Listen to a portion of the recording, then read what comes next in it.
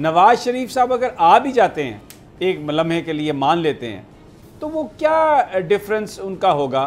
वो कौन सा बयानिया लेके चलेंगे?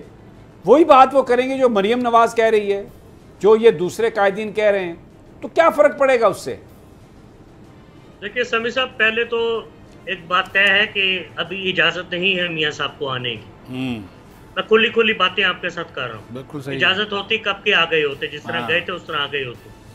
इतने मजबूर और इतने टेम हो गए हैं, इतने अब पालतुओं की तरह एक्ट कर रहे हैं कि इजाज़त लेके आएंगे।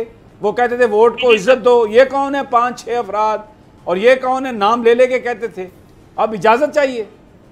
देखिए समी साहब, पॉलिटिकल साइंस की सारी किताबें फारिग हो चुकी हैं, हमें रियलिटी की तरफ जाना है। फौज एक पॉलिटिकल रियलिटी है, all roads lead to GHQ. कल क्या होगा वो तो सियासत में नहीं हिस्सा ले रहे हैं, वो तो बार बार ये कह रहे हैं कि हम कोई सियासत में जो मर्जी कहते जाए, यहाँ कोई भी बच्चा नहीं बैठा हुआ, और मेरे ख्याल में उनका रोल होना चाहिए। हमारे डायनामिक्स नहीं, लेकिन ये फिर बताएं ना, ये तो नहीं कह रहे, तो नजर आया है। नहीं, वो तो कह रहे हैं कि नहीं शाह साहब, ये तो ये कह रहे हैं कि उनकी सेहत ठीक होगी तो वो आएंगे। ये तो कहीं पे भी नहीं कह रहे कि हमें कोई रुकावट है। ये जो मर्जी कहते जाए, इनको क्या पता। आना होता है इसहाक डार को पहले भेजते फीलर के तौर पर, नहीं अभी इजाजत नहीं है। और दूसरी बात है कि अब फौरन अगर आ भी सकते होते तो मरियम ने बहुत तकरीरें की, बयानिया फेल हो गया, लोग बड़ी तादाद में निकले इमरान खान के साथ। ये अलहदा बात है जो मैं बात करने जा रहा हूँ, आपको गुस्सा चढ़ सकता है कि लोग तो बहुत तादाद में निकले, इमरान खान का वोट है, सपोर्ट है, मैं कह रहा हूँ।